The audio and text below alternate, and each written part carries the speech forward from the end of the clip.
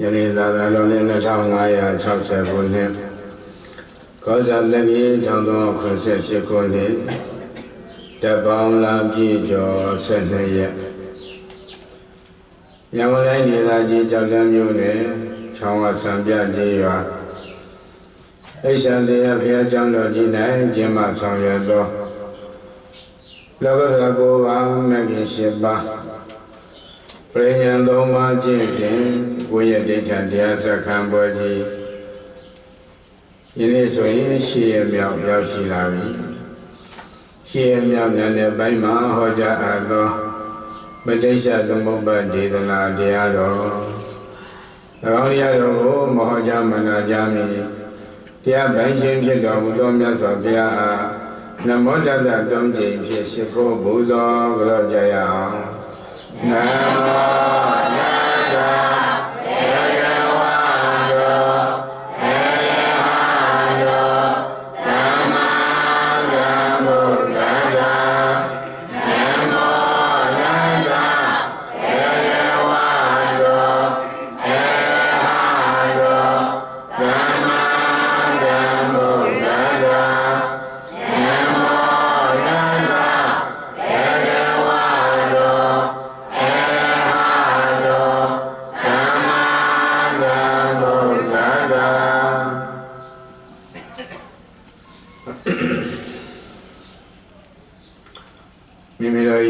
ဒုက္ခအဆုံးသတ်ဖို့ရအတွက်ဗုဒ္ဓရဲ့အဆုံးအမတရားတော်တို့ကိုဟောကြားနာကြားတဲ့အခါမှာနာဂတရားနာညာခန္ဓာဆက်ပြီးတော့ကောင်းစွာနာယူမှတ်သားပါကောင်းစွာနာယူမှတ်သားတဲ့အတိုင်းကောင်းစွာလိုက်နာကျင့်ကြံအားထုတ်ကြပါကောင်းစွာလိုက်နာကျင့်ကြံအားထုတ်မှလည်းလောကီလောကုတ်နှစ်ပြသောတရားအပေါ်မှာအပြည့်တည်ကင်းစင်မှာဖြစ်ပါတယ်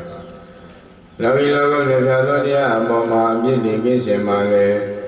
ယောဂီများလူလားတောင်းတအပ်သည့်ဝိမု ക്തി မက်ဖို့ချမ်းသာရရှိမှာဖြစ်ပါတယ်ဒီအတွက်မိမိတို့လူလားတောင်းတအပ်သည့်ဝိမု ക്തി မက်ဖို့ချမ်းသာရရှိဖို့ရအတွက်ဟောကြားသည့်တရားကိုကောင်းစွာနာယူမှတ်သားပါကောင်းစွာနာယူမှတ်သားတဲ့အတိုင်းကောင်းစွာလိုက်နာကျင့်ကြံအားထုတ်ခြင်းဖြင့်မိမိတို့၏တန္တရာဒုက္ခအဆုံးသတ်နိုင်ကြပါစေကုန်သတည်းသာဓုသာဓုသာဓုပါဗျာ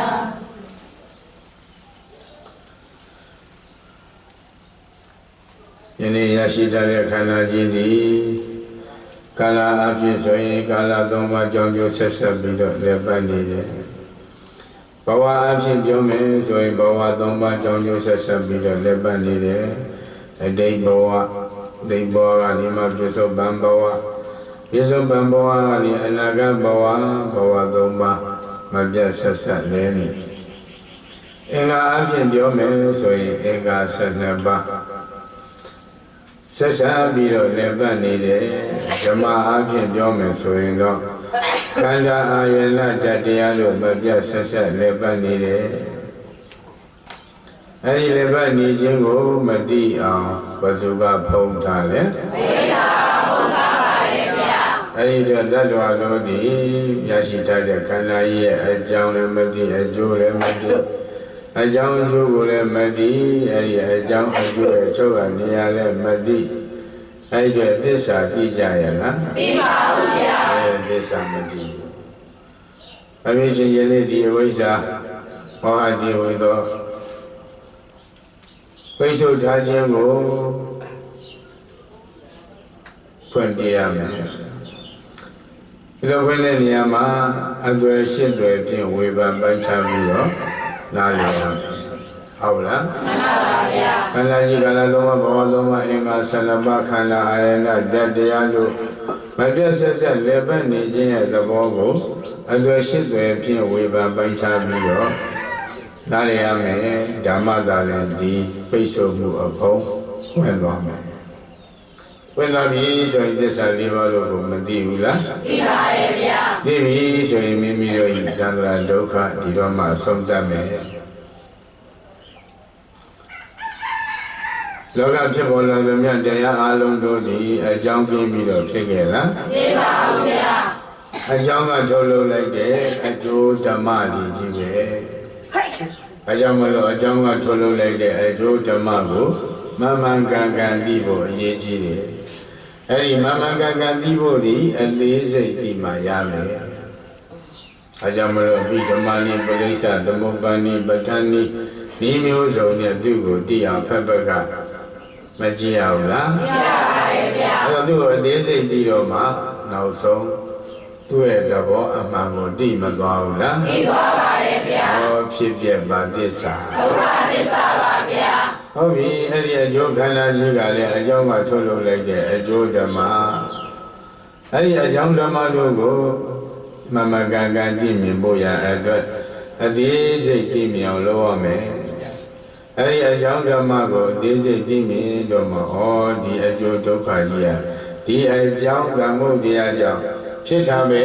လို့မမကန်ကန်သိမသွားဘူးလားသိပါပါတယ်ဗျာအဲ့ဒီအကြောင်းသမုဒိယရှိနေသမျှကာလပတ်လုံးဒီအကျိုးဒုက္ခမရှိမှလားရှိမှလားရှိမှပါဗျာဟောတယ်ဖြစ်ချင်းဒီအကြောင်းချုပ်သွားပြီဆိုရင်ဖြင့်ဒီအကျိုးဒုက္ခရှိပါဦးမလားရှိပါပါဗျာဟောဒီလိုတစ်ဆင့်တိုးနာတယ်အဲ့တော့မှဒီအကြောင်းကိုမတက်ရမှာလားတက်ရမှာတက်ရမှာပါဗျာအကြောင်းကျိုးကိုနားလည်မသွားဘူးလားနားလည်သွားပါတယ်ဗျာနားလည်သွားတော့မှဒီအကြောင်းအကျိုးကိုပဋိစ္စသမုပ္ပါဒ်ကိုပဋိစ္စသမုပ္ပါဒနဲ့မဝေဖန်ရဘူးလားဝေဖန်ရပါတယ်ဗျာဝေဖန်လိုက်တဲ့အခါကျတော့အဝိဇ္ဇာတိတခြားလားပဋိစ္စသမုပ္ပါဒတရားလားပဋိစ္စသမုပ္ပါဒတရားပါဗျာပဋိစ္စသမုပ္ပါဒဆိုတော့သလုံးတစ်ခုသောတရားကိုမြည်ပြီးတော့သူကမဖြစ်ပေါ်လာရဘူးလားဖြစ်ပေါ်လာရပါတယ်ဗျာသူမြည်တဲ့တရားရုပ်တရားကိုကြည့်လိုက်တော့တခြားလားအာသောလေးပါလားအာသောလေးပါပါဗျာဟောအာသောလေးပါကြောင့်အာသောဝတမုဒ္ဒယဝိဇ္ဇာသမုဒယပါဗျာဒါအဝိဇ္ဇာရဲ့ပဋိစ္စသမုပ္ပါဒအဲ့တော့ဝိဇ္ဇာရဲ့ပဋိစ္စသမုပ္ပါဒပေါ်တော့မှသူပဋိစ္စသမုပ္ပါဒဝိဇ္ဇာပစ္စယသင်္ခါရဒီလိုဖြစ်မကောင်းဘူးလားမှန်ပါပါဟောတော့ဝိဇ္ဇာရဲ့ပဋိစ္စသမုပ္ပါဒပေါ်မလာဘူးလားပေါ်လာပါတယ်ဗျာဝိဇ္ဇာရဲ့ပဋိစ္စသမုပ္ပါဒအာသဝသမုဒ္ဒယဝိဇ္ဇာသမုဒ္ဒယပါဗျာအဲ့တော့အဲ့ဒီဝိဇ္ဇာရဲ့ပဋိစ္စသမုပ္ပါဒကသင်္ခါရဒီလိုဖြစ်သွားဟုတ်လားအဲ့တော့ဝိဇ္ဇာသမုပ္ပါဒ်ပြုတော့အာလောဘသမုဒယဝိဇ္ဇာသမုဒယပါဗျာဟောဝိဇ္ဇာသမုပ္ပါဒ်ကိုဒီပရိစ္ဆသမုပ္ပါဒ်ကိုဒီမသွားဘူးလားမှန်ပါပါဗျာဟောအာသော၄ပါးကလည်းတခြားလားပဋိစ္စသမုပ္ပါဒတရားလားပဋိစ္စသမုပ္ပါဒတရားပါဗျာကိုယ်လည်းဒီလိုတစ်ခုသောတရားကိုမြင်ပြီးတော့မဖြစ်ရဘူးလားဖြစ်ရပါတယ်ဗျာသူကဘာကိုမြင်ပြီးဖြစ်လာလဲဆိုတော့အာယောနိသောမန္တလိကာယနှလုံးသွင်းမှလို့ကမလာဘူးလားမှန်ပါတယ်ဗျာနှလုံးသွင်းမှခြင်းကိုမြည်ပြီးတော့အာသောလေးပါးကိုထုတ်လုပ်လိုက်အဲ့တော့ပရိစ္ဆာအာသောလေးပါးကပရိစ္ဆာသမုပ္ပါဒဖြစ်မသွားဘူးလားဖြစ်ပါပါတယ်ဗျာဖြစ်သွားတဲ့အတွက်ဒီဘက်ကအဝိဇ္ဇာကပဋိစ္စသမုပ္ပါဒဖြစ်သွားတယ်အဲ့အာသောလေးပါးရဲ့ပရိစ္ဆာသမုပ္ပါဒသိမသွားဘူးလားသိပါပါတယ်ဗျာဒါဆိုရင်အကျိုးတရားမှာလားအကြောင်းတရားမှာအကြောင်းတရားမှာပါဗျာအကြောင်းရှာလိုက်တော့နှလုံးသွင်းမှာနှလုံးသွင်းမှာလို့အဲ့နှလုံးသွင်းမှာတာကိုနှလုံးသွင်းမှာမလို့ရမှာလားလို့ရမှာလားလို့ရမှာပါဗျာလို့ရမယ်ဒီတော့မှဘုရားက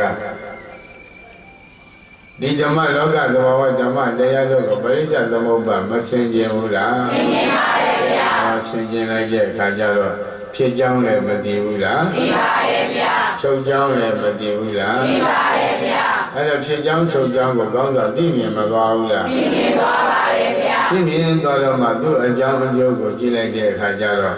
နှလုံးသွင်းမှန်ပြီဆိုရင်အာသောလေးပါမချုပ်ဘူးလားချုပ်ပါတယ်ဗျာအာသောဝနိရောဓဝိဇ္ဇာနိရောဓပါဗျာဟောအဲ့တော့နှလုံးသွင်းမှန်မလို့ရမှာလားလို့ရမှာလို့ရမှာပါဗျာနှလုံးသွင်းမှန်ဖို့ကနှလုံးသွင်းမှတာကဘယ်အပေါ်မှာမှားလဲခန္ဓာပေါ်မှာမှားနေတာပါဗျာတော့ပါလားပါပါဗျာအဲ့တော့ခန္ဓာကြီးကိုကြည့်လိုက်တော့ခန္ဓာကြီးဒီကာလ၃ပါးဟော ဒီလိုဖြစ်ပေါ်လာဟုတ်လားခန္ဓာကြီးဒီကာလနဲ့ပြောပါဆိုအတိတ်ကာလပြစ္ဆုတ်ပံကာလအနာဂတ်ကာလကာလ၃ပါးကြောင်းကျိုးဆက်ဆက်လဲနေတာသူပဲနှလုံးထဲမှာဟုတ်တယ်မလားအဲ့တော့ဒီကကြတော့ဘဝအဖြစ်ပြောမယ်ဆိုရင်ဘဝ၃ပါးဆက်ဆက်ပြီးလဲမနေဘူးလားလဲနေပါတယ်ဗျာဟောတယ်ပြီလဲရဲ့အကြောင်းရှာလိုက်တော့နှလုံးသွင်းမှာတော့ပါလားပါပါဗျာအဲ့တော့ဒီကကြတော့အင်္ဂါအဖြစ်ပြောမယ်ဆိုအင်္ဂါဘယ်နှပါးဆက်ဆက်လဲပတ်မနေဘူးလားလဲနေပါတယ်ဗျာအဲ့ဒီလဲပတ်နေတဲ့အပေါ်မှာတခြားနှလုံးသွင်းကမှားနေတာနှလုံးသွင်းမှားလို့လဲနေတာလုံးသွင်းမှန်လဲပါအောင်ဓမ္မအဖြစ်ပြောမယ်ဆိုရင်ခန္ဓာအာယနဲ့တတရားကြီးမပြတ်စက်စက်လဲနေတာလဲဘာမှားနေလို့ဖြစ်ထွက်လာဟုတ်လားအဲ့တော့မှကာလသုံးပါးဘဝသုံးပါးအင်္ဂါ12ပါးခန္ဓာအာယနဲ့တတရားတို့မပြတ်စက်စက်လဲပတ်နေခြင်းကိုအမှန်ကြည့်မြင်အောင်မလုပ်ရမှာလားလုပ်ရမှာအဲ့ဒါအမှန်ကြည့်မြင်ဖို့ဒီအသွေရှိသွေဖြင့်ဝေဘာပိုင်းကြမှာပြီးတော့မှကြည့်မယ်။နမောတိနိုင်ကြရှိရလား။ရှိပါဘူးဗျာ။အတရားကဒီလိုအကြောင်းကျိုးဆက်ဆက်သွားတယ်။အဲ့ဒါကိုပရိပါဏပရိတမိတဉာဏ်လို့ခေါ်တယ်။ဟုတ်လား။မှန်ပါပါဗျာ။အဲ့လိုဝေဘာပိုင်းကြလိုက်ခါတော့ဒီအတိပေါ်မလာဘူးလား။ပေါ်လာပါတယ်ဗျာ။ပေါ်လာတော့မှအဲ့ဒီအတိအမြင်နဲ့အာထုံချလိုက်တော့ဆုံးတတ်တာပေါ့ဟုတ်လားမှန်ပါဗျာအေးဟုတ်ပြီဒါဆိုရင်နှလုံးသွင်းမှန်ဖို့ရအတွက်ဘာနဲ့ဝေဖန်ရမလဲအသွေးရှင်းတယ်ဝေဖန်ရဒါမူလနှစ်ဖြာနဲ့ဝေဖန်ပြီးသွားပြီဟုတ်လားဘယ်နဲ့သစ္စာနှစ်ခုနဲ့ဝေဖန်ပြီးသွားပြီအဲဒီနေ့တော့ဒီအလေးကိုနည်းနည်းသိအောင်၄ခုအတော်လေးနဲ့နည်းနည်းခေါ်တော့ဝေဖန်ပြီးမယ်ဟုတ်လားဓမ္မအင်္ဂါ12ပါးရဲ့ကွဲပြားမှုကိုနားလည်ပါဘယ်လိုလေးကိုအစွာအဖြစ်ပြောမယ်ဆိုရင်အင်္ဂါအဖြစ်ပြောမယ်ဆိုတော့12ပါးအင်္ဂါ12ပါးကဘယ်လိုလဲနေတာလဲဆိုအလွှာ၄ခုနဲ့လဲနေဘာနဲ့လဲနေတာအလွှာ၄ခုနဲ့လဲနေတာပါဗျာဒါအင်္ဂါ12ပါးရဲ့အလွှာ၄ခုကိုသိဖို့ရေးမကြည့်ဘူးလားရေးကြည့်ပါရဲ့ဗျာပြီးတော့အဲ့ဒီအလှ၄ခုရဲ့အကြောင်းကျိုးကိုနှလုံးသွင်းဆင်ခြင်လိုက်ခြင်းအဖြစ်မထွက်လာဘူးလားထွက်လာပါရဲ့ဗျာအဲ့ဒီအလှ၄ခုကိုအမှန်သိအောင်အရင်ဆင်ခြင်ရအောင်ဟုတ်လားမှန်ပါပါဗျာအဲ့ဒါအလှ၄ခုကြည့်တော့မယ်ဆိုတော့ကြည့်လေဒီကတည့်အကွက်မရှိဘူးလားရှိပါရဲ့ဗျာဒီကတည့်အကွက်ဒီကခြေလာ2အကွက်ရှိပါပါဗျာဒီခန္ဓာအရင်သွားမယ်ဒါကျတော့2အကွက်လားကြာက4ပါဗျာ4အကွက်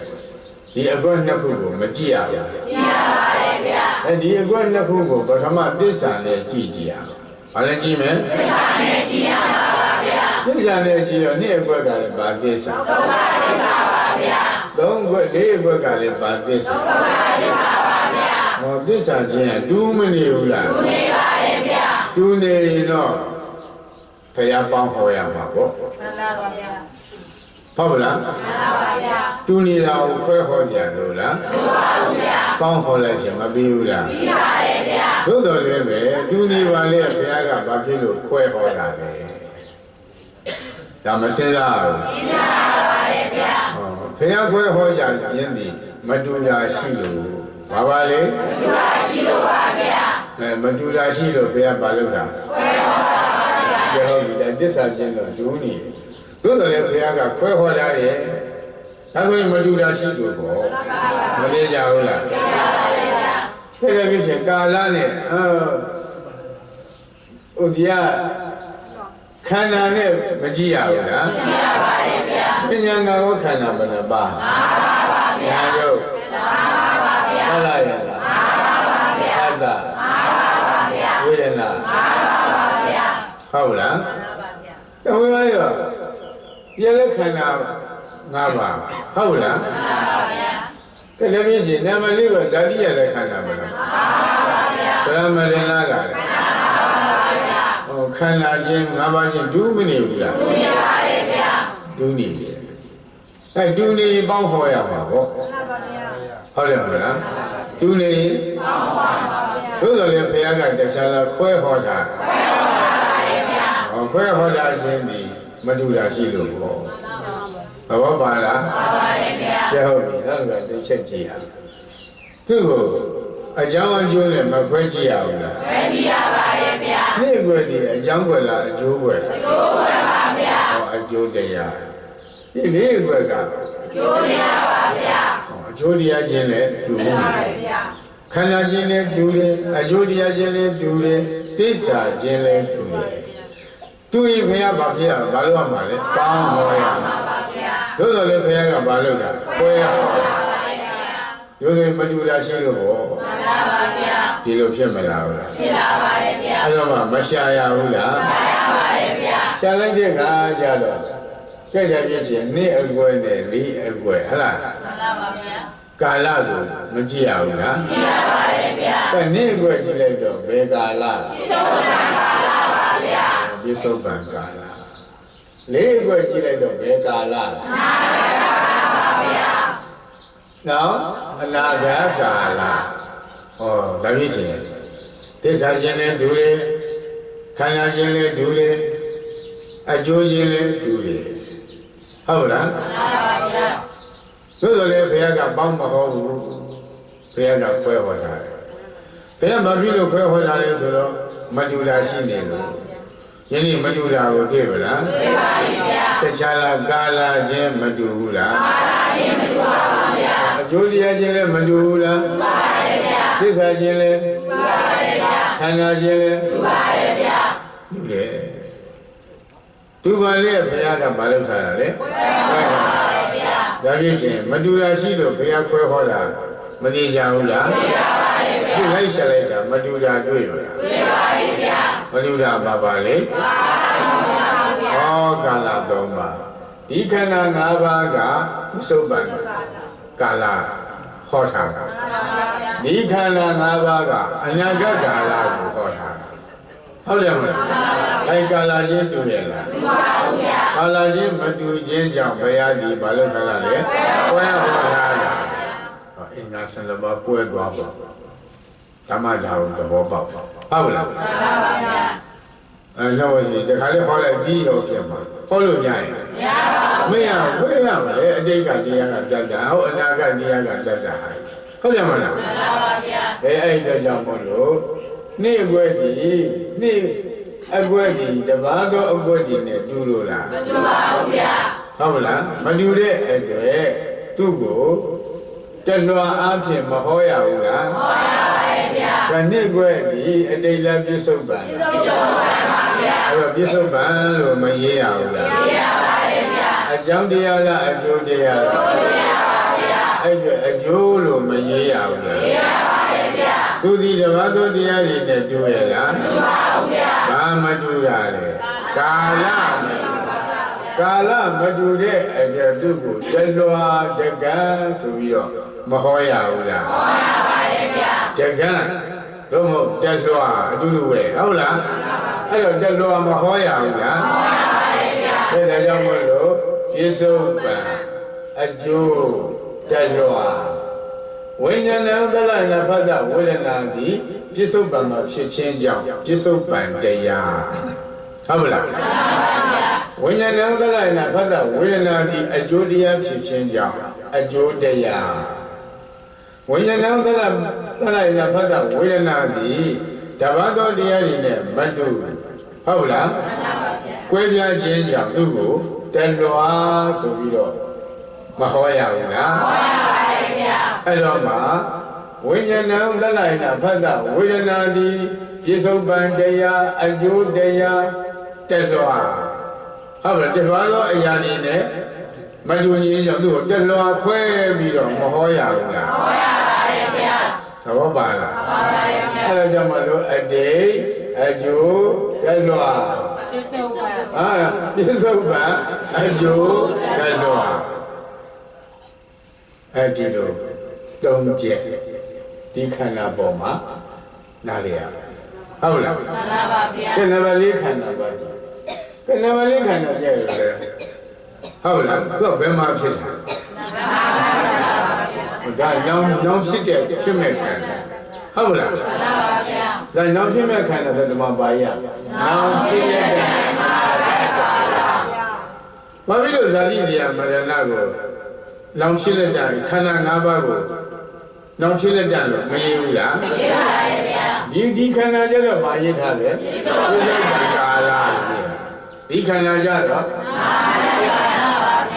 ဟုတ်လားအဲ့တော့ဟုတ်ပြီသူဒီအကြောင်းတရားလားအကျိုးတရားလားအကျိုးတရားပါဗျာအကျိုးတရားဖြစ်ခြင်းကြောင့်ဘာရေးရလဲအကျိုးမရေးရဘူးလားမရေးရပါဘူးဗျာသူဒီဓမ္မသောတရားတွေနဲ့တူရလားမတူပါဘူးဗျာမတူလေတော့သူ့ကိုတလွှာလက်ကခွဲမဟောရဘူးလားမှန်ပါပါဗျာအဲ့ကြောင့်ဒီမှာတခြားသားတက်လွှာတာမှန်ပါပါဗျာပြောကြည့်ပါဦးအနာဂတ်ဇာတိတရားမရဏခန္ဓာ၅ပါးဒီအနာဂတ်မှာဖြစ်ခြင်းကြောင့်အနာဂတ်ဇာတိတရားမရဏဒီအကျိုးတရားဖြစ်ခြင်းကြောင့်ဇာတိမရဏဒီအကျိုးတရားဇာတိတရားမရဏလို့ဒီတပါးသောတရားနဲ့မတူခြင်းကြောင့်သူ့ကိုတလွာခွဲပြီးတော့မဟောရဘူးလားဟောရပါတယ်ဗျာဒါကြောင့်မလို့ဘာပါလဲအနာဂတ်အကျိုးတရားဟောဒီလိုအကြောင်းမလို့ဒီနှစ်ခုဒီလိုအင်္ဂါဒီဟာဖြစ်ပေါ်သွားတယ်ဟုတ်လားမှန်ပါဗျာသဘောပါလားမှန်ပါဗျာဟုတ်ပြီဒီအကွယ်နဲ့အနည်းအကွယ်အသုံးအကွယ်မကြည့်ရဘူးလားကြည့်ရပါတယ်ဗျာဒီကွယ်သုံးကွယ်ကြည့်လိုက်တော့သစ္စာချင်းဒီတော့ကြည့်လိုက်ဒီတော့ကြည့်ရအောင်ဒါရင်ဒီကွယ်ကဘာသစ္စာဒုတိယသစ္စာပါဗျာသုံးကွယ်ကဒုတိယသစ္စာပါဗျာသစ္စာချင်းဒူးမနေဘူးလားမှန်ပါတယ်ဗျာဒူရင်ပေါင်းဟောလို့မရဘူးလားသို့တော်လည်းဘုရားကပေါင်းဟောလားခွဲဟောလားခွဲဟောပါတယ်ဗျာဟောခွဲဟောတယ်တိုင်ခွဲဟောခြင်းဒီမတူတာရှိလို့ဟုတ်လားမှန်ပါဗျာဒါဖြစ်ရင်အကြောင်းကျိုးချင်းခွဲကြည့်ရအောင်ဒီအခွဲဒီအကျိုးတရားလားအကြောင်းတရားလားအကြောင်းတရားပါဗျာဟောအကြောင်းတရားလုံးခွဲလည်းအကျိုးလားအကြောင်းလားအကြောင်းပါဗျာအကြောင်းရောမတူဘူးလားမှန်ပါတယ်ဗျာအကြောင်းရောမတူဘူးနဲ့ခွဲဟောမထားဘူးလားခွဲဟောထားပါတယ်ဗျာဒါရင်ခွဲဟောတာချင်းဒီမတူတာရှိလို့ခွဲဟောတာချင်းဒီမတူတာရှိလို့ပါဗျာဟုတ်လားကဲဟုတ်ပြီဒီအဝိဇ္ဇာသင်္ခါရမကြည့်ရဘူးလားကြည့်ရပါတယ်ဗျာအဝိဇ္ဇာဆိုရင်တဏှာဥပါဒံပါမှာပါပါတယ်ဗျာသင်္ခါရဆိုရင်ကမ္မဘဝပါမှာပါပါတယ်ဗျာဟုတ်လားတပြည့်ချင်းအင်္ဂါချင်းရောမတူဘူးလားတူပါတယ်ဗျာတူတယ်အဝိဇ္ဇာသင်္ခါရတဏှာဥပါဒံကံဟုတ်လားမှားကြည့်တယ်အဝိဇ္ဇာသင်္ခါရတဏှာဥပါဒံဘဝမတူဘူးလားတူပါတယ်ဗျာဒီမှာလည်းကြည့်လေတဏှာဥပါဒံကမ္မဘဝအဝိဇ္ဇာသင်္ခါရမတူဘူးလားတူပါတယ်ဗျာသဘောပါလားတူပါတယ်ဗျာအတူရင်တခြားလားပေါင်းခေါ်ရမှာပေါင်းခေါ်ရမှာပါဗျာတို့ဆိုလေဘုရားကဘာလို့လဲခွဲဟောထားတယ်ခွဲဟောတာကျဘာရှိလို့လဲမတူတာရှိလို့အဲ့တော့မတူတာမရှာရဘူးလားရှာရပါတယ်ဗျာဟောဒါဖြင့်ဒီအဝိဇ္ဇာသင်္ခါရတဏှာဥပါဒမဝကဘယ်ကာလလဲဟောအတိတ်ကသူဒီအကျိုးတရားလားအကြောင်းတရားလားအကြောင်းတရားဒီအတွက်သဘာဝအကွက်တွေနဲ့တူရလားမတူပါဘူးဗျာသဘာဝအင်္ဂါတွေနဲ့တူရလားမတူပါဘူးဗျာမတူတဲ့သူ့တက်သွားမဟောရဘူးလားဟောရပါတယ်ဗျာဟောတယ်ကြောင့်မလို့အဝိဇ္ဇာသင်္ခါရဒီအတိတ်တရားဖြစ်ခြင်းကြောင့်အတိတ်အကြောင်းတရားဖြစ်ခြင်းကြောင့်အကြောင်းတရားဟုတ်လားမှန်ပါဗျာဘယ်အကြောင်းလဲအတိတ်အကြောင်းသူဒီဓမ္မသောအရာတွေနဲ့တူရလားမတူပါဘူးဗျာမတူတော့သူ့ကိုတက်လွှာခွဲမဟောရဘူးလားမှန်ပါဗျာအကြောင်းမလို့အတိတ်အကြောင်းတက်လွှာကာလလည်းပြောရတော့လွန်လေပြီးတော့အတိတ်ကာလဟုတ်လားမှန်ပါဗျာကဲတပည့်ချင်းဒီအင်္ဂါကြည့်လိုက်ပြန်တော့လေဒီအင်္ဂါဒီတဏှာဥပါဒံကံဒါဆိုဝိဇ္ဇာတဏှာလည်းဘာမှမပါပါတယ်ဗျာဝိဇ္ဇာသင်္ခါရလည်းမပါဘူးလားပါပါတယ်ဗျာဒီတဏှာဥပါဒံကံရတော့ကံဒီအကြောင်းတရားလားအကျိုးတရားလားအကျိုးတရားပါဗျာဟောဒါဘာမှဖြစ်တာလဲပြစ္ဆုတ်ပါဒီဟာကက အတိတ်မှာဒီတဏှာဥပါဒကံကဒါကြောင့်လူဒီတရားလားပြစ္ဆုတ်ပန်တရားလားပြစ္ဆုတ်ပန်တရားပါဗျာသူဒီအကြောင်းလားအကျိုးလားအကြောင်းပါဗျာဘယ်အကြောင်းလဲပြစ္ဆုတ်ပန်အကြောင်းပါဗျာသူဒီတရားတကံခွဲမဟောရဘူးဘယ်တရားတကံလဲပြစ္ဆုတ်ပန်အကြောင်းပါဗျာပြစ္ဆုတ်ပန်အကြောင်းပါတဏှာဥပါဒကံဒီပြစ္ဆုတ်ပန်မှာဖြစ်ခြင်းကြောင့်ပြစ္ဆုတ်ပန်တရားပြစ္ဆုတ်ပန်ဖြစ်တဲ့တရားတဏှာဥပါဒကံဒီအကြောင်းတရားဖြစ်ခြင်းကြောင့်ပြစ္ဆုတ်ပန်အကြောင်းတရားဟုတ်လားတဏှာဥပါဒကံဒီတဘာသောတရားနဲ့မတူတလွှာတကံမတူရင်သူ့တလွှာတကံခွဲမဟောရဘူးလားအဲ့ဒီတရားတလွှာလားတလွှာပါဗျာဟောတဏှာဥပါဒကံဒီအတိတ်တရားအကြောင်းတရားတလွှာတကံပြစ္ဆုတ်ပန်တရားအကြောင်းတရားတလွှာတကံတရားဒီလိုခွဲပြီးနားလေရဟုတ်လားမှန်ပါဗျာဟောဒီလိုခွဲသွားတဲ့အတွက်အင်္ဂါကဘယ်နှပါးဖြစ်ဘယ်နှပါးဖြစ်သဘောပါလားမှန်ပါတယ်ဗျာဖြစ်မသွားဘူးလားဖြစ်သွားပါတယ်ဗျာအေး7ပါးဖြစ်သွားတာနောက်ရင်ဖြစ်เสียလို့ရလားမလိုပါဘူးဗျာမလိုဘူးဘယ်တရားမလို့အဝိဇ္ဇာနဲ့သင်္ခါရဒီဘယ်တရားလဲအတိတ်တရားဖြစ်ခြင်းဟာဒီမှာပါရဲ့အကြောင်းတရားဖြစ်ခြင်းကြောင့်ဘယ်ကာလလဲအမှသူဒီတရားတွေဘာလို့တရားနဲ့တူရလားမတူဘူးဆိုတော့ခွဲမဟောရဘူးလားဟောတယ်ကြောင့်လွယ်ပြီးတော့ဝိဇ္ဇာနဲ့သင်္ခါရဒီဘယ်ကာလမှာဖြစ်တာလဲသူဒီတဘာသောတရားနဲ့တူရလားတူပါဘူးဗျာမတူတဲ့အတွက်သူ့ကိုသတော်မရောရဘူးလားမဟောရဘူးလားဟောရပါတယ်ဗျာအတိတ်အကြောင်းတရားအတိတ်မှာဖြစ်ခြင်းကြောင့်အတိတ်တရားအကြောင်းတရားဖြစ်ခြင်းကြောင့်အကြောင်းတရားတလွှာတကခွဲဟောခြင်းကြောင့်တလွှာဒီအတွက်အတိတ်အကြောင်းတရားဗာတိစာသမီးသစ္စာပါဗျာသဘောပါလားပါပါတယ်ဗျာဟောဒါဖြစ်ခြင်းလေးခုအလွှာကွဲသွားခြင်းကိုသဘောပေါက်လားပေါက်ပါရဲ့ဗျာအဲဒီအလွှာကိုမဝေဖန်ရဘူးလားဝေဖန်ရပါတယ်ဗျာဒီဒီတရားလားပဋိစ္စသမုပ္ပါတရားလားပဋိစ္စသမုပ္ပါတရားပါဗျာသဘောပါလားပါပါရဲ့ဗျာအလွှာရဲ့ပဋိစ္စသမုပ္ပါကိုမကြည့်ရဘူးလားကြည့်ရပါတယ်ဗျာအလွှာရဲ့ပဋိစ္စသမုပ္ပါကြည့်လိုက်တော့တို့ကအဝိဇ္ဇာသင်္ခါရကတရားလားအကြောင်းလားအကြောင်းပါဗျာဘယ်အကြောင်းလဲအကြောင်းပါဗျာဟောအတိတ်အကြောင်းဟုတ်မလားမှန်ပါဗျာအတိတ်အကြောင်းဝိဇ္ဇာသင်္ခါရကြောင့်ပြစ္ဆုတ်ပန်ဆိုတော့အကြောင်းတရားလားအကျိုးတရားလားအကျိုးတရားပါဗျာပြစ္ဆုတ်ပန်အကျိုးဝိညာဏံသလနာဖတ်တာဝေဒနာမဖြစ်ရဘူးလားဖြစ်ရပါတယ်ဗျာဟုတ်လားအဲ့တော့မှအဝိဇ္ဇာသင်္ခါရကအကြောင်းတရားဝိညာဏဥဒ္ဒလနာဖတ်တာဝေဒနာကအကျိုးတရားအကြောင်းကြောင့်အကျိုးဖြစ်တယ်အကြောင်းချုပ်ခြင်းကျိုးချုပ်ပါရဲ့ဗျာသဘောပါလားပါပါရဲ့ဗျာကဲဟုတ်ပြီကဲပြီးတော့မှကြည့်တော့ဝိညာဏဥဒ္ဒလနာဖတ်တာဝေဒနာကအကျိုးတရားတဏှာဥပါဒံကံကအကြောင်းတရားဟုတ်လားမှန်ပါဗျာဟိုတယ်ဒီအကျိုးတရားတွေမှာဒီအကြောင်းတရားဖြစ်တာပေါ့မှန်ပါဗျာသဘောပါလားမှန်ပါဗျာဒါဖြစ်ချင်းဒီအကျိုးတရားတွေမှာဘာဖြစ်လာလဲအကြောင်းတရားဖြစ်လာပါဗျာအကြောင်းတရားဖြစ်မလာဘူးလားဖြစ်လာပါဗျာဟိုတယ်တဏှာဥပါဒကံဒီခြားလားအကြောင်းတရားလားအကြောင်းတရားပါဗျာဘယ်အကြောင်းလဲပြစ္ဆုတ်ပံအကြောင်းပါဗျာဟောပြစ္ဆုတ်ပံအကြောင်း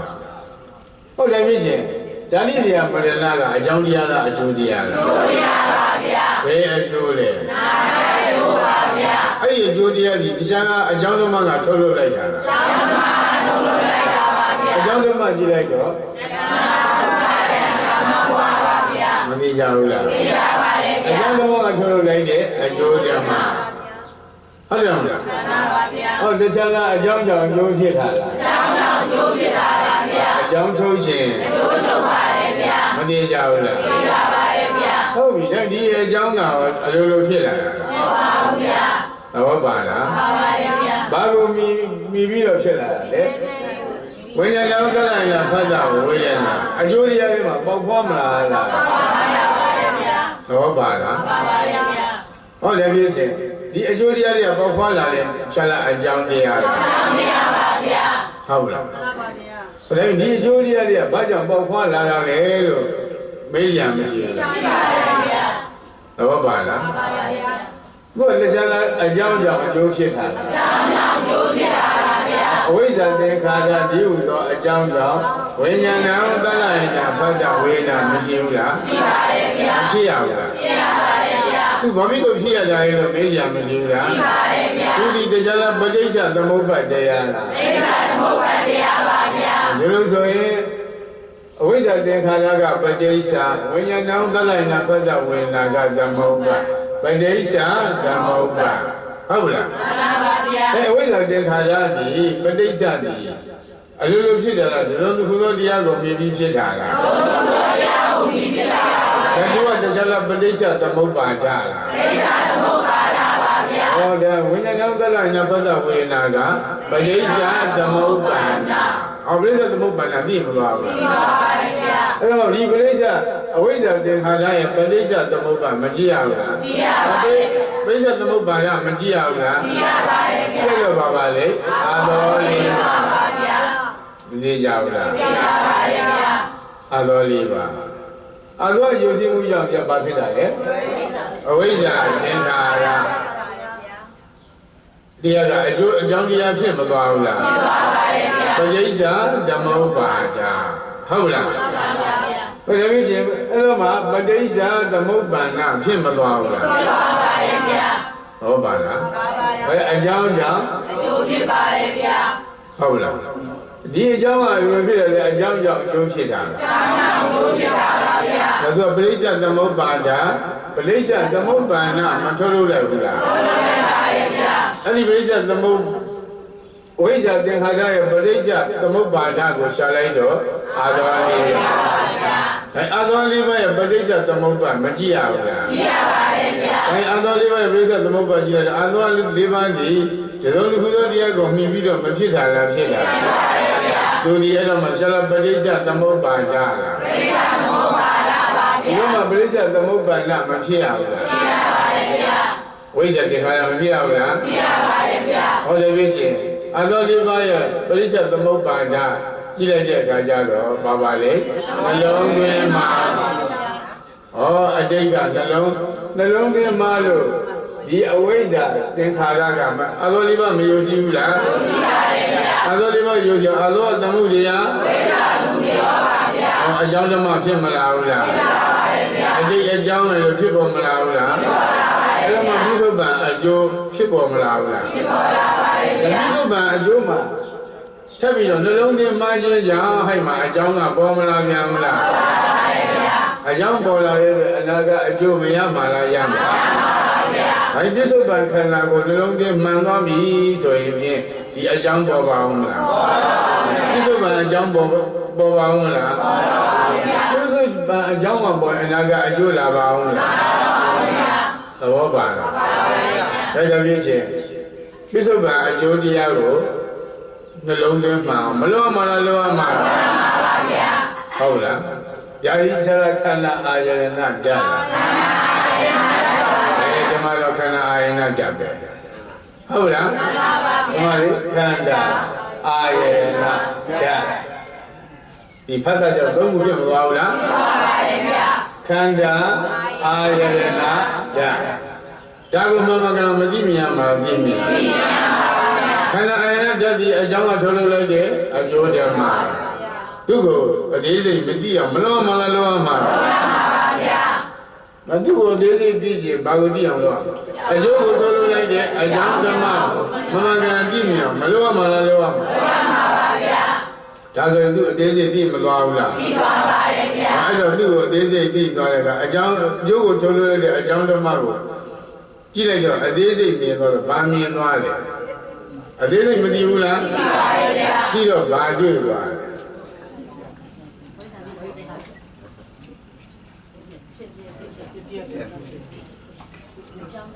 ဟုတ်လားအသေးစိတ်သွားပြီမကြည့်လိုက်ဘူးလားကြည့်လိုက်ပါတယ်ဗျာ ဒီအကျိုးကိုထုတ်လို့ရတဲ့အကြောင်းဓမ္မလေ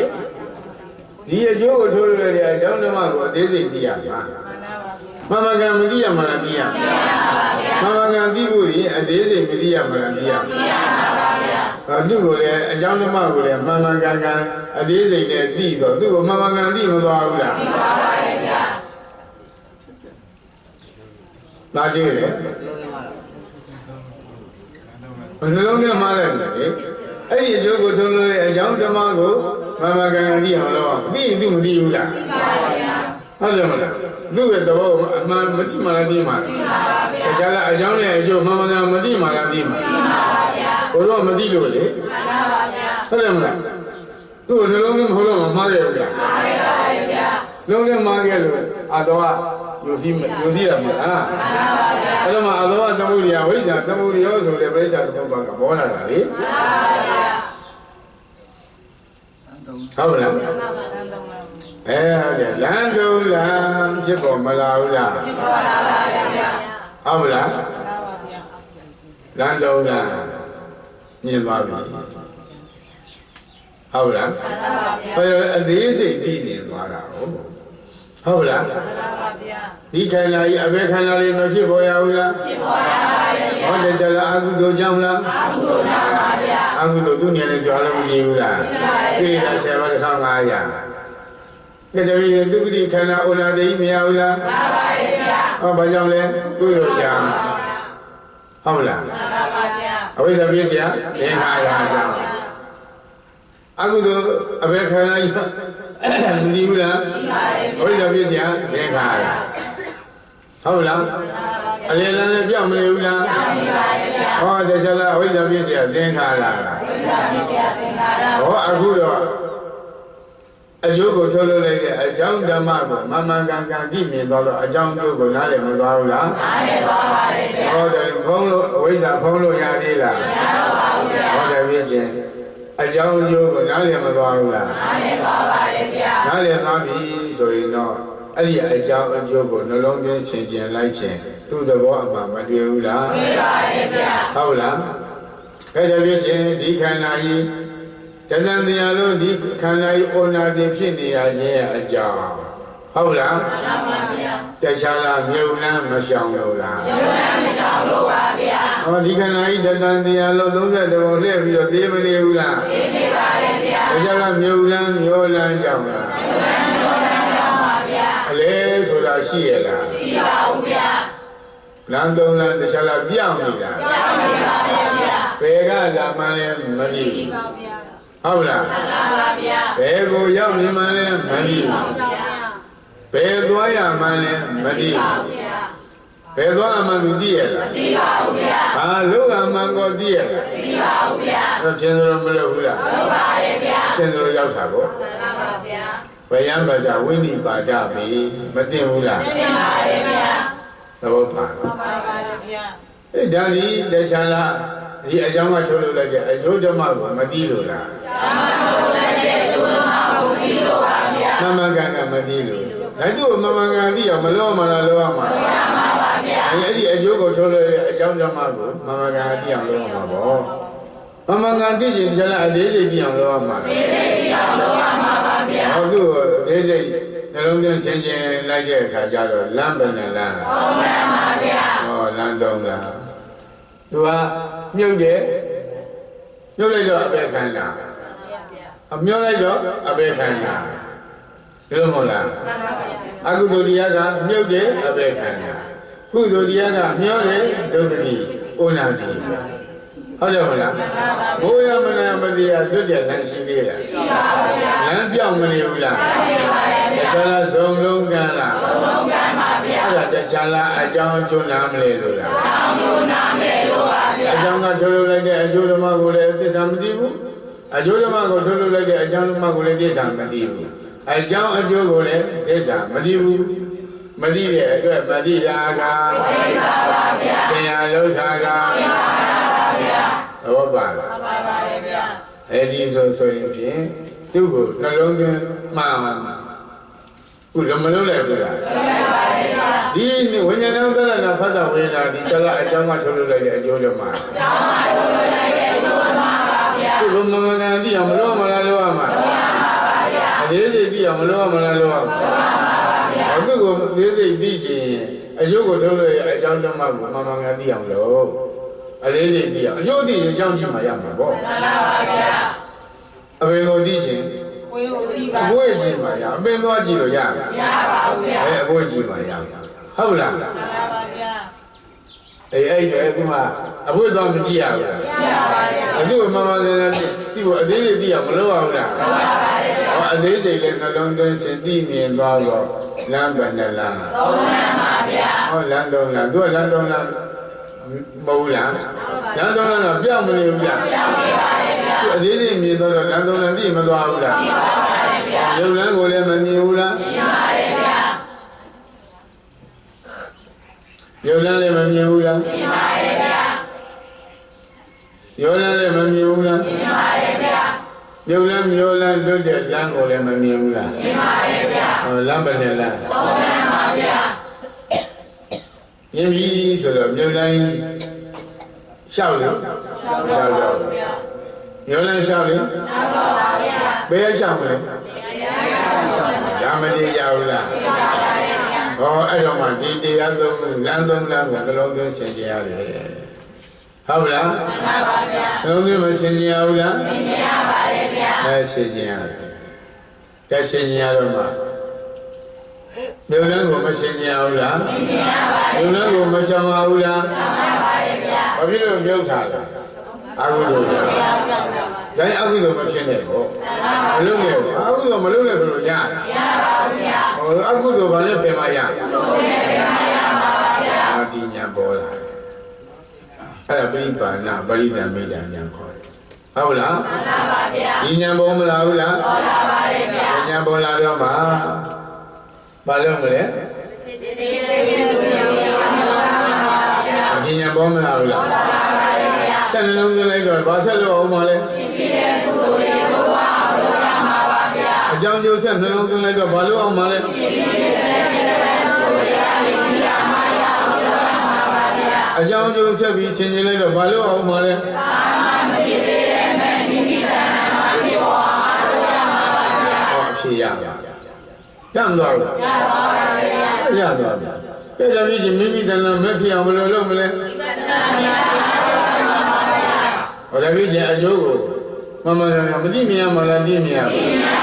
ဗျာအားကြီးတဲ့ဝိပဿနာဘာလဲဘာဝိပဿနာကဘယ်နှမျိုးပါဗျာဟောပြောကြည့်ပါဦးအားကြီးတဲ့ဝိပဿနာအားနေတဲ့ဝိပဿနာပါဗျာဘာဝိပဿနာနဲ့အားထုတ်မှရမယ်အားကြီးတဲ့ဝိပဿနာနဲ့အားထုတ်မှရမှာပါဗျာအကျိုးကိုမငါသိမြင်ရမှာပေါ့မှန်ပါဗျာဘယ်လိုဖြစ်ခြင်းပိဿခန္ဓာကြီးထမ်းကြည့်လိုက်ပါဦးပါပါဗျာမြတ်မကိုင်းနေတဲ့နေစာတရားဒုက္ခတရားအနတ္တတရားအတုပတရားပါဗျာပိဿခန္ဓာရဲ့အကြောင်းလမ်းကြည့်လိုက်ပါဦးပါပါဗျာမြတ်မကိုင်းနေတဲ့နေစာတရားဒုက္ခတရားအနတ္တတရားအတုပတရားပါဗျာအာယနာခန္ဓာကြည့်လိုက်ပါဦးပါပါဗျာမြတ်မကိုင်းနေတဲ့နေစာတရားဒုက္ခတရားအနတ္တတရားအတုပတရားပါဗျာကိုယ်ဒီခန္ဓာလည်းကြည့်လိုက်ပါဦးပါပါဗျာမြတ်မကိုင်းနေတဲ့နေစာတရားဒုက္ခတရားအနတ္တတရားအတုပတရားပါဗျာဟောသူ့ကိုအမှန်မြင်မသွားဘူးလားမြင်ပါပါတယ်ဗျာအတိအဖြစ်မြင်မသွားဘူးလားမြင်ပါပါတယ်ဗျာဟောအတိနဲ့ရသလားမရပါဘူးဗျာဒါကြောင့်ဝိဇ္ဇာဆရဏလားဝိဇ္ဇာဆရဏပါဗျာဟောဒီတော့မှမကျင့်ရမှာလားကျင့်ရမှာကျင့်ရမှာပါဗျာအဲ့ဒါမှဝိပဿနာနှလုံးသွင်းဆင်ခြင်ပြီးတော့မကျင့်ရဘူးလားကျင့်ရပါတယ်ဗျာဝိပဿနာတရားအမထိုးရမလားအထိုးရမှာအထိုးရမှာပါဗျာဝိပဿနာရှုတယ်ဆိုတာတခြားရှုတာလားဖြည်းဖြည်းရှုတာဖြည်းဖြည်းရှုတာပါဗျာဖြည်းဖြည်းရှုတာဟုတ်လားမှန်ပါဗျာအဲ့ဒါဖြစ်စဉ်ဖြစ်ပြအရင်ရှုရမှာလားဒိဋ္ဌိကိုအသိနဲ့အရင်ခွာမှာလားဒိဋ္ဌိကိုအသိနဲ့အရင်ခွာမှာပါဗျာဒါကြောင့်ဝိပဿနာဉာဏ်နဲ့မဆင်ခြင်ကြည့်လိုက်ဘူးလားဆင်ခြင်ကြည့်လိုက်ပါတယ်ဗျာဆင်ခြင်ကြည့်လိုက်တဲ့အခါကျတော့မျက်စိနဲ့ဆင်တဲ့ပါစိတ်ကိုမြင်စိတ်ပေါ်ပါတယ်ဗျာအဲ့ဒီမြင်စိတ်ကလေးကိုယောနိသောမနတိကာယနှလုံးသွင်းဆင်ခြင်လိုက်ပါဘောခန္ဓာ၅ပါးပါဗျာအဲ့ဒီသဘောခန္ဓာ၅ပါးကိုယောနိသောမနတိကာယနှလုံးသွင်းဆင်ခြင်လိုက်ပါဘောယုံနဲ့ပါဗျာအဲ့ဒီပညာရုပ်ကိုယောနိသောမနတိကာယနှလုံးသွင်းဆင်ခြင်လိုက်ပါသင်္ခါရတရားပါဗျာရောက်ပြီးတော့ဒီခါပြတ်မလို့တော့ဒီနောက်တစ်စိတ်မရလား ဟုတ်လားအဲ့ဒီရောက်နေတော့ဟုတ်လားယောနိသောမနတိကာယနှလုံးသွင်းဆင်ခြင်လိုက်ပါသင်္ခါဟုတ်ဗျာ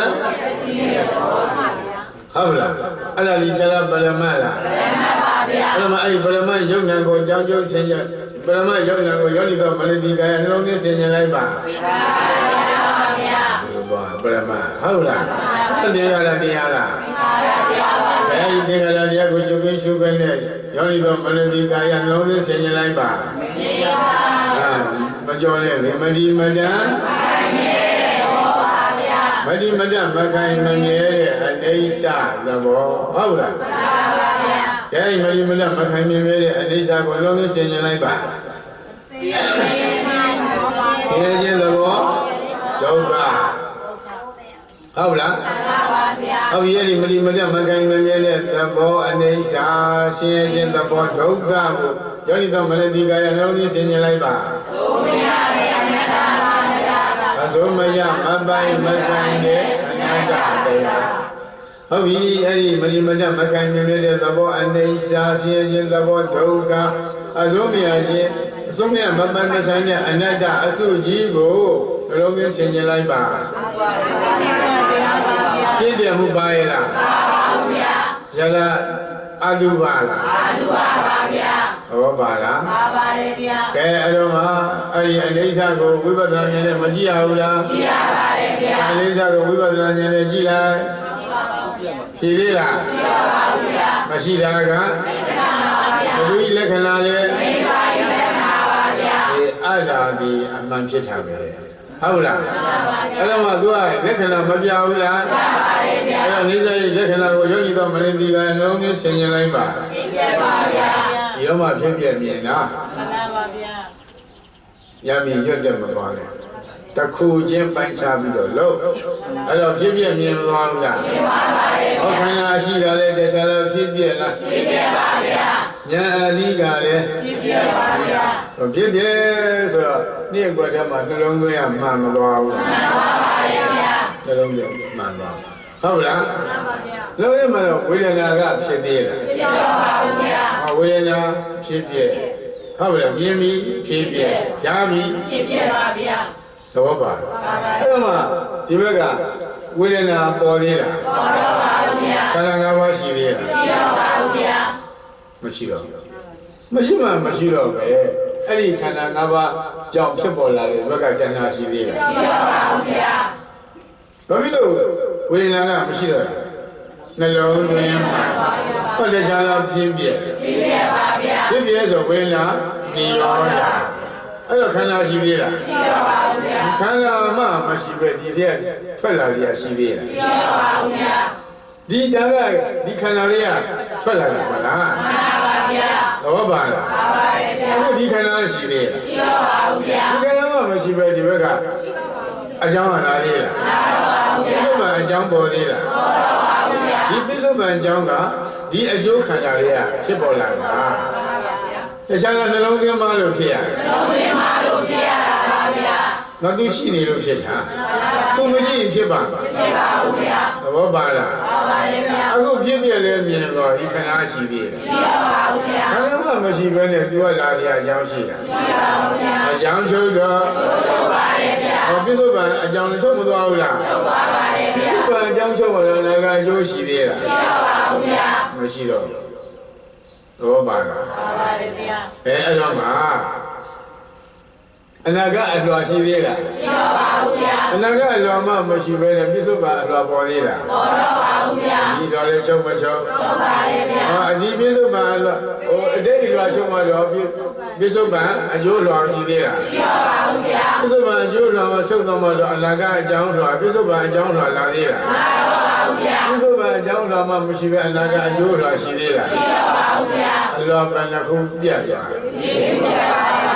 လေးခုပြတ်သွားတဲ့အတွက်အင်္ဂါ12ပါးရှိသေးလားရှိပါဘူးဗျာကာလ3ပါးရှိသေးလားရှိပါဘူးဗျာဘဝ3ပါးရှိသေးလားရှိပါဘူးဗျာဒါကြလားပဋိစ္စသမုပ္ပါဒ်ပြတ်သွားတယ်ပဋိစ္စသမုပ္ပါဒ်ပြတ်သွားတာပါဗျာဒါကြလားနှလုံးသွင်းမှန်သွားလို့လားနှလုံးသွင်းမှန်သွားလို့ပါဗျာ ဘောပါလားပါပါတယ်ဗျာအဲ့ဒါကိုဒီလိုဒီပရိပါဏ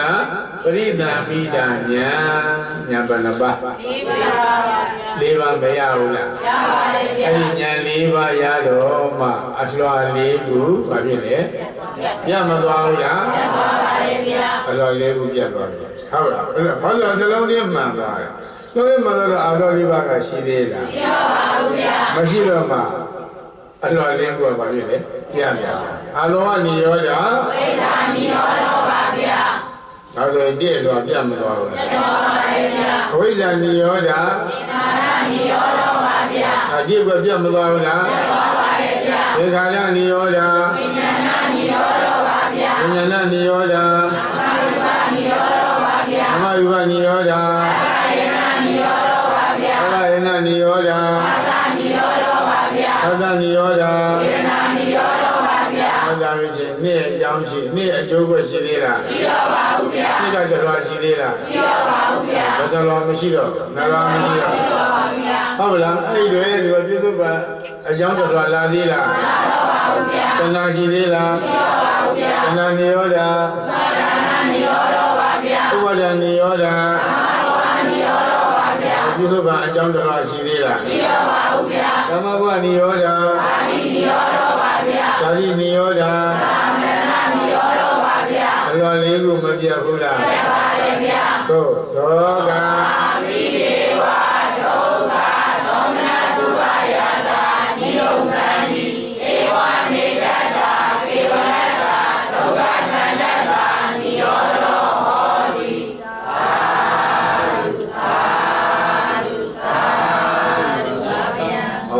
လေးခုနဲ့ဝိပန်းလိုက်တော့သူ့ကိုတိမသွားဘူးလားသိပါပါတယ်ဗျာဟုတ်လားအဲ့ဒါပဲချင်းနောက်တစ်ခါပါပါလေအလွန်လေးခုဆို၃ပါးအစလည်းပါမသွားဘူးလားပါသွားပါတယ်ဗျာဟုတ်လားဒီအလွန်လေးခုကဘယ်လိုဆက်သွားလဲဒီမှာဒီအလွန်နဲ့ဒီအလွန်ဆက်တာအဲ့တော့မှဒီအင်္ဂါကြီးဖြစ်သွားတယ်ဟုတ်တယ်မလားမှန်ပါဗျာအဲ့တော့မှနေ့အလွန်နဲ့အဲ့တော့မှဒီအင်္ဂါထွက်ပေါ်မလာဘူးထွက်ပေါ်လာပါတယ်ဗျာဘုံအလွန်နဲ့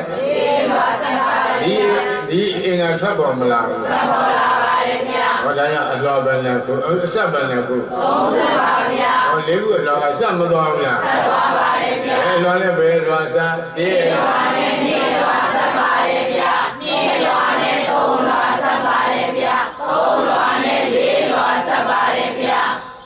ဟုတ်လားအဆက်ပဲနဲ့ဆက်30ပါဗျာဒါပေမဲ့ဒီအဆက်ဘာကြောင့်ဆက်တာလဲကျောင်းဒီအလွန်နဲ့နေ့အလွန်ဘာဖြစ်လို့ဆက်တာလဲဟုတ်တယ်မလားတော့ပါလား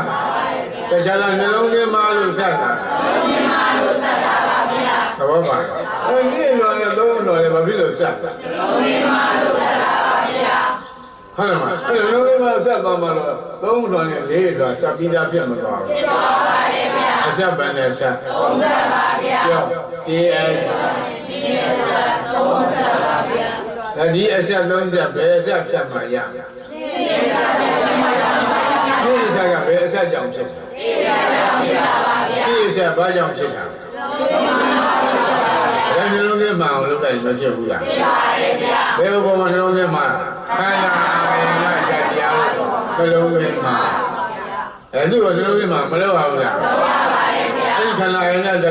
ရားလို့အကြောင်းကထုတ်လုပ်လိုက်တယ်အကျိုးတယ်မှာသူ့ကိုမမကန်ကြည့်မြင်မလုပ်ရဘူးလားလုပ်ရပါတယ်ဗျာဒီစိတ်ကြီးကမလုပ်မလားလုပ်ရမှာအကျိုးသိခြင်းပါကြည့်အကြောင်းကိုသိရမှာပါဗျာအဲ့ဒီအကျိုးကိုထုတ်လိုက်အကြောင်းလည်းမကြည့်ရဘူးလားကြည့်ရပါတယ်ဗျာလမ်းမနဲ့လားသုံးလမ်းပါဗျာဒီလိုမြင်မသွားဘူးလားမှန်ပါပါတယ်ဗျာဒီလိုပြောလမ်းသုံးလမ်းကိုနှလုံးသွင်းဆင်ခြင်ကြည့်လိုက်တဲ့အခါကျတော့ဘဝပဋ္ဌာန်၄ပါးနဲ့အရိယာ၄ပါးအားထုတ်လိုက်ခြင်းဒီအဆက်သုံးခုပြတ်မသွားဘူးလားပြတ်သွားပါတယ်ဗျာဟုတ်လားမှန်ပါပါဗျာပြတ်မသွားဘူးလားပြတ်သွားပါတယ်ဗျာပြတ်သွားတယ်ဟုတ်လားအဲ့လိုပြတ်သွားရဲ့ကြောင့်ကဲဆိုကြည့်ပါဦးဘုရားနဲ့ဗျာဘုရား